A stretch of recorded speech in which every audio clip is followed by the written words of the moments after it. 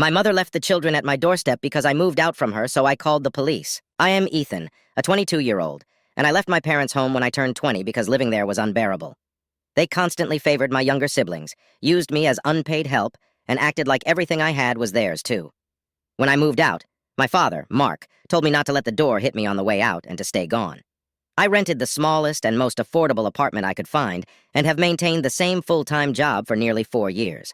My parents, Mark and Emily, didn't even make it a month before they started calling me, begging me to return because someone else had to take care of my siblings. I declined, relishing my newfound freedom. My father eventually demanded that I move back and pay them rent, insisting that family should come before personal freedom. I retorted that my life mattered too, and for once I was living for myself. He responded with, "Let's see how long you last without us," and we didn't speak for months. I have no idea what he expected, but I managed just fine on my own. Over time, my family seemed to accept that I wasn't coming back on my knees, and we slowly started to mend our relationship. It was obvious they struggled with the fact that things were on my terms now, not theirs. They occasionally begged me to look after my youngest siblings, despite the two closest to my age being in their late teens. My parents didn't want to burden them with babysitting, which was hypocritical since they had always dumped it on me. When I pointed this out, they gaslighted me and then went silent for months. Yet again, they were the ones who eventually came back to ask for my help. Recently, I bought a used gaming console, though I could only afford one game, which was bundled with it. One Saturday, my mom showed up and asked me to watch my two youngest siblings for a while. She basically shoved them inside and left, leaving me with them all day in my small apartment. My mom didn't return until after 10 p.m., only because I called and demanded she come get the kids. She wasn't happy that I cut her fun short. I told her that unless she paid me, I wouldn't watch my siblings all day anymore, and that next time I wouldn't even open the door and would call the police if she left them outside. The next morning, I noticed my gaming console was missing, so I called my parents. As I suspected, one of my siblings had taken it. I said I was coming over to get it immediately, but my mom said it could wait because my youngest sibling was playing on it, and she didn't have the heart to take it away. I insisted it was taken without my permission, and that I was coming to get it. I rode my bike to their house as quickly as I could. When I arrived, my sibling was crying because the console's battery had died and they didn't have the charger. I demanded it back, but my dad took it and said I could have it back when I agreed to help out with my siblings more. I told him that if he wanted to play that game, I'd involve the police, and I wasn't bluffing. He stood his ground until I started dialing on my phone. My mom yelled, "VDJ Genja, wait! DJ KJ," and quickly took the console back from my dad. He called her a traitor and demanded she return it to him instead of me, but she said it wasn't worth having the police called on them. Before leaving, I told them that if this happened again, I wouldn't hesitate to call the authorities. If anything like this ever happened again, I'd be calling the police first, and if they wanted a gaming console for my siblings so badly they could buy their own. My dad, Mark, yelled that I couldn't disrespect him like that. I countered by saying that even though I'm an adult, he's never bothered to show an ounce of respect to me, and I'd had enough. Then I walked out with him, yelling at me to come back and face him right now. It's back to silence from them. My mom, Emily, texted me once, begging me to still watch my siblings. I said that if she wanted me to babysit so badly, she could pay me, and I'd only take the money in advance because I wasn't doing it for free anymore, especially after they stole from me and tried to keep me from getting my property back. They don't own me. I'm an adult with my own place and my own life, and they can either get used to it or get lost. It's been over a week since that text conversation, and none of them have talked to me again, which is fine. They can deal with their own messes. Update. Wow, I can't believe I forgot about this account for nearly a year, but I was watching Reddit videos online and randomly saw my original post, and I realized I had totally forgotten to make an update. So I've come back to give one. There will be police involvement and some mild brawling towards the end. I don't know if that qualifies as a trigger warning, but I just figured I'd mention it. As some know, I previously posted about my parents refusing to give back my Nintendo Switch when one of my siblings stole it, and many commenters had a lot to say about the nonsense my parents were doing and suggested calling the police or CPS if my parents ever dumped my youngest siblings off at my door without asking again. Well, I waited and waited, but there was no contact between us for around 3 months since the last time my mom called, and I refused to watch my siblings without being paid. Then it finally happened. My parents called me out of the blue, wanting me to babysit, and they acted like the prior incident with the Switch never happened. I told them I was not going to babysit unless they paid me, and it had to be a day that I had off work. My schedule had also shifted, so I no longer had Saturdays off. I actually asked my boss for that, since Saturdays were the days they asked me to babysit the most, plus picking up an extra shift was better for me financially. My dad got furious as usual, and said that I needed to man up and help out, so I pointed out that he needs to stop acting like he has control over me, and that technically, I'm manning up for myself and my own life, just like he always claimed he did at my age. Yet he always worked Saturdays and put a ton of his responsibilities on me, so he could forget about it as far as I was concerned. He started yelling violently into the phone, and my mom took it away from him. I said I could only babysit on Sundays because that's my only day off, and I would only do it if they paid me $40 and included prepackaged lunches, dinners, and snacks for my siblings. I wasn't going to waste my money providing food for them. That's not my job. And if they took anything from me, like when my Switch was stolen last time, I would get the police involved to get it back. I saved the receipt when I bought it and documented the serial numbers, so I'd have no problem proving to the police that it's mine. My mom's angry side kicked in, and she started swearing like a sailor who just broke a tooth at me. I let her have her rant while pretty much ignoring the phone until she realized I wasn't responding and started demanding I say something. So I said that she and my dad had my conditions Sundays only, $40, and prepackaged food, or they could forget about it. There was a moment of stunned silence on the other end of the line.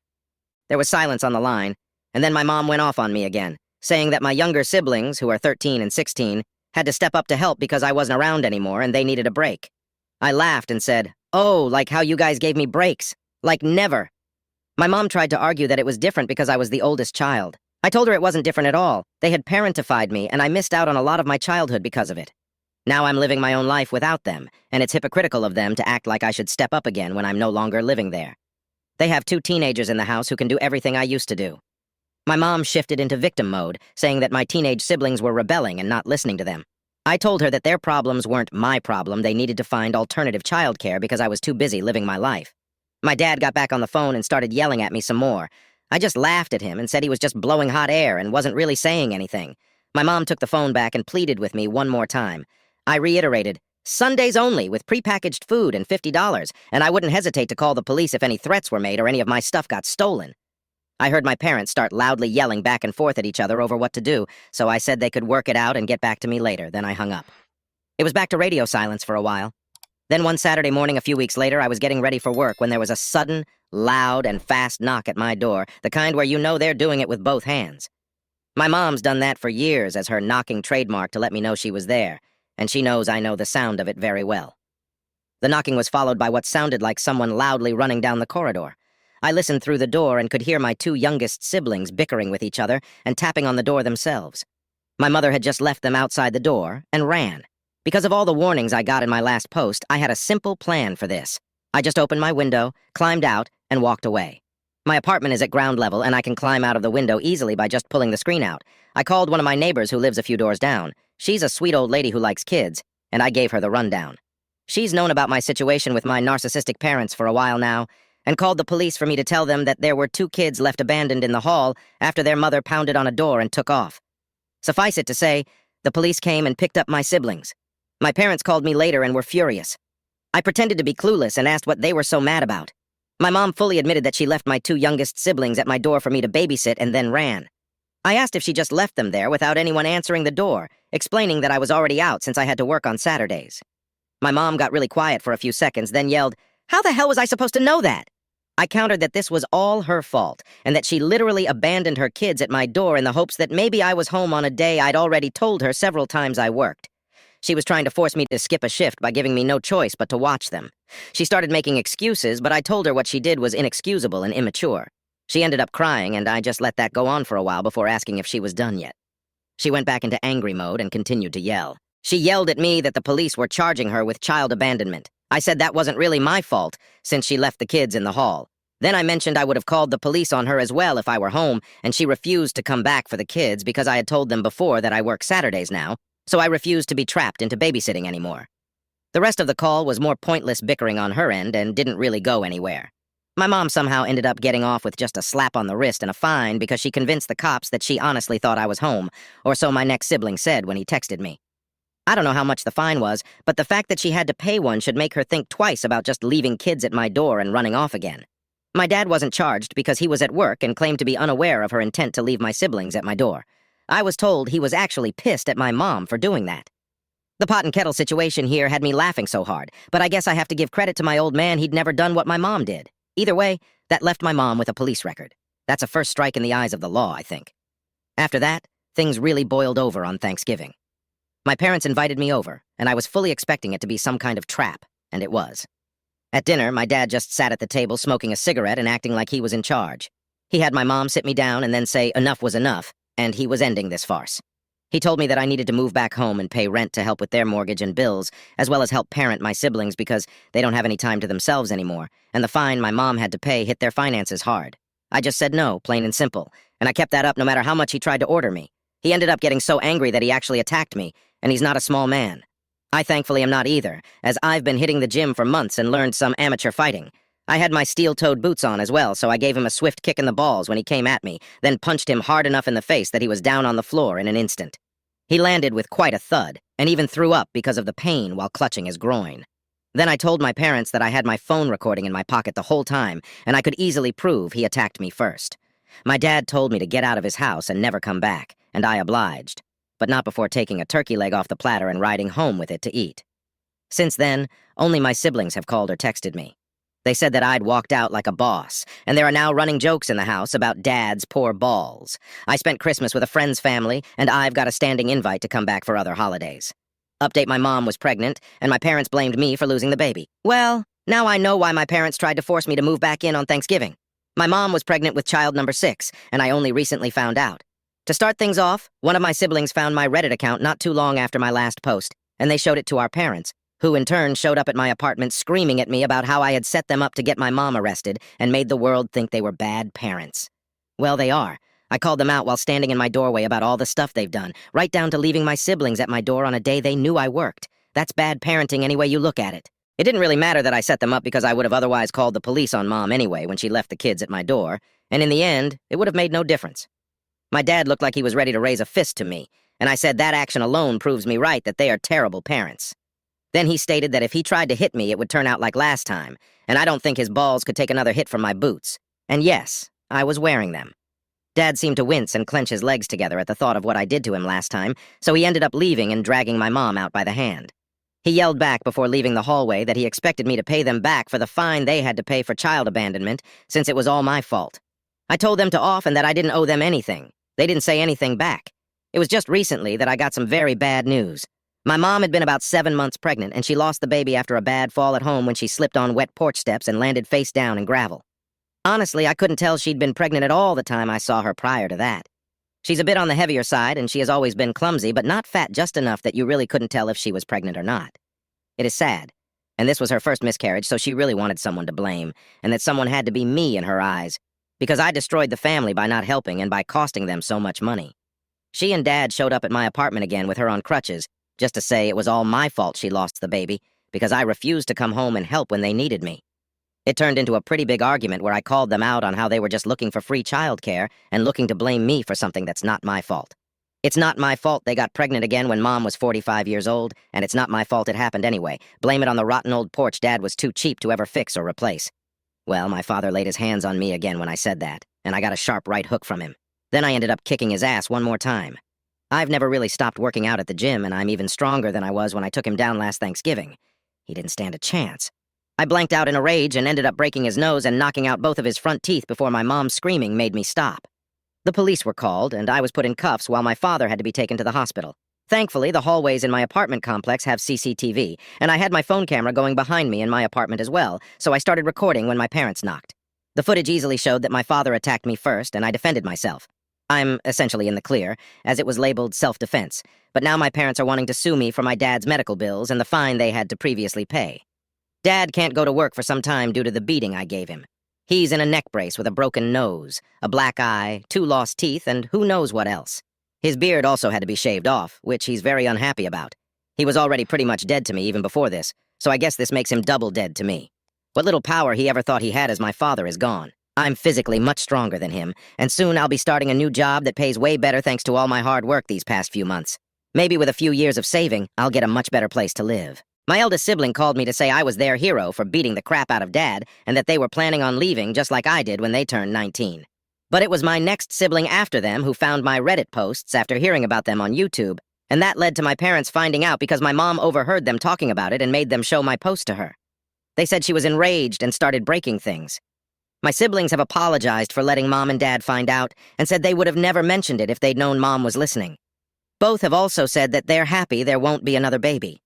They're already having to do a lot of the childcare for my parents right now, and they hate it.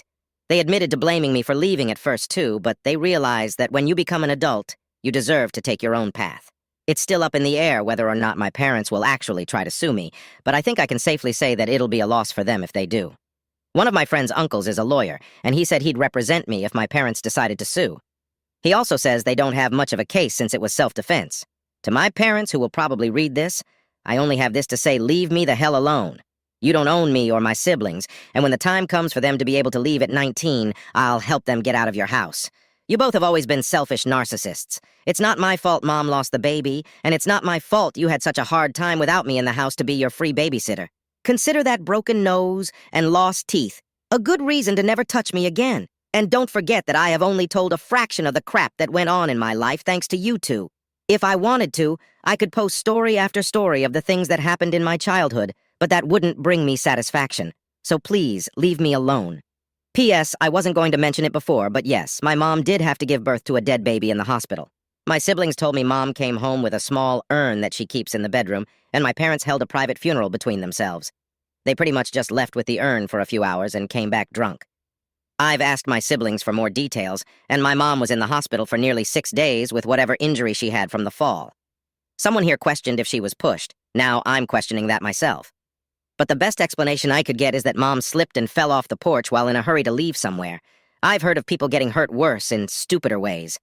I also looked into the cremation thing, and it said it would take 8 to 12 days to get the ashes, so that means the urn they came home with was empty then. I'm so confused. But then again, the funeral thing my parents did was several days after my mom got out of the hospital, and my parents kept that urn in the bedroom until the day of their little funeral. I guess they could have gotten the ashes then. It might explain why they came home drunk, but this situation is so weird and twisted that questioning it further is making my brain hurt. Update. It feels weird to post again so soon. In my last post, I mentioned that my mom miscarried in her recent pregnancy after a bad fall. Something didn't feel right about the information I got after all the comments I received about it, so I decided the only way I was going to get the truth was to go straight to the source. So I went to see my parents on Sunday. They were both home and resting, and they both looked like hell, too. My mom, aside from needing crutches to walk more than a few steps, looked visibly worn out. A few feet from the door, my mom had a lot of marks and bandages all over her face from that fall she took. And my dad, well, just see his description after the beating I gave him in my last post to know how he looked. My parents were beyond shocked when I showed up, and I demanded to know if there ever really was a baby, or if it was all just some half-assed plan to guilt me into coming home. My dad said I had a lot of nerve showing up and just letting myself in after what happened, but my mom broke down in sobs and said she really had been pregnant. She lurched into the bedroom and retrieved a small but kind of ornate-looking urn, and it had ashes inside it. I even checked to see if they looked or smelled like ashes from cigarettes, a barbecue, or something, but they didn't smell anything like that. In fact, I barely smelled anything at all. I asked why they brought home the urn, claiming the ashes were in it before I checked online, and it said it takes at least 8 to 12 days to get the ashes back, and Mom was in the hospital for no more than 6 days. My mom said they bought the urn online and expected to get the baby's ashes back when they went to the crematorium, and they were really upset that they couldn't bring the baby home yet. So they just waited until they could get the ashes a few days later, and then went out to get drunk. Mom claimed the crematorium did things a little quicker because she begged them. There were genuine tears in her eyes. I've seen her crocodile tears many times. But this didn't look like that. I got more information about what happened and how my mom fell. She was running late to see her doctor, an OB-GYN or whatever they call them. Mom explained that she overslept while taking a nap and was trying to hurry out to make her appointment. Then she slipped on a toy while trying to get down the steps. The guardrails for the porch had rotted and broken off like 3 years ago, and Dad never fixed or replaced them, so my mom had nothing to grab onto in order to stop her. Down she went, right off the porch, landing face and belly first into the ground. She even showed me marks all over her stomach from where she landed. She told me the baby would have been another boy. I've got 2 brothers and 2 sisters, and there would have been 1 more brother. Then Mom told me that a doctor warned her against ever trying to have another baby because her body might not be able to handle it again due to her age and prior injuries. I kind of figured that was the case after some people messaged me about it, but it didn't make it any easier to hear in person. Finally, I asked the big question: why did she blame me? Mom started to say that the day they showed up at my apartment was just really, really bad or something like that, but Dad finally spoke up and interrupted her. He yelled that it's because it's all my fault. If I'd done like he said and moved back home at Thanksgiving, then I would have been there to help, and now a baby is dead because of me. I yelled at him, saying that if he'd actually bothered to fix the damn porch, then Mom might not have ever fallen, and that's on him. Plus, he didn't even bother to tell me Mom was pregnant back at Thanksgiving, not that it would have changed anything. We continued yelling at each other, and rather than siding with anyone, my mom just left the room crying. My dad looked like a lit match from how red he was, and he brandished his old hunting knife at me while yelling to get out of his house. As I was leaving, he said I was no longer his son. I told him that I hadn't seen him as a father in years because he was always a terrible dad. But before I went out the door, I said to him that I'd be filing for a restraining order, and if he ever lays a hand on my siblings like he tried to do with me, the next time he'll be dealing with the police. Lose more than a couple of teeth, and I won't hesitate to call the police or CPS if he tries the same crap with my siblings as he did with me. He yelled plenty of insults at me from the front door like, "You son of a," I said back that was an insult to Mom. And he got red in the face again. Then I gave him a one-finger salute before riding away on my mountain bike. So yeah, I guess that's as good of an answer as I have for anyone. If this isn't the truth, then I don't know what is. But does it matter anymore? I'm filing for a restraining order as soon as I can, and I'll be looking to move apartments after I start bringing in money from my new job. I don't know if I'll feel like updating again after this. I'm just going to be depressed remembering all this, so I think I may be done here unless my parents decide to do something bad to my siblings. Hopefully I've gotten my point across to them. I've already beaten Dad up twice, and he still looked somewhat afraid of me while clutching that knife. It felt like he was looking at a monster. Maybe I am in his eyes, but if my being a monster to him means he never hurts my siblings, then that's fine. He'll be the monster.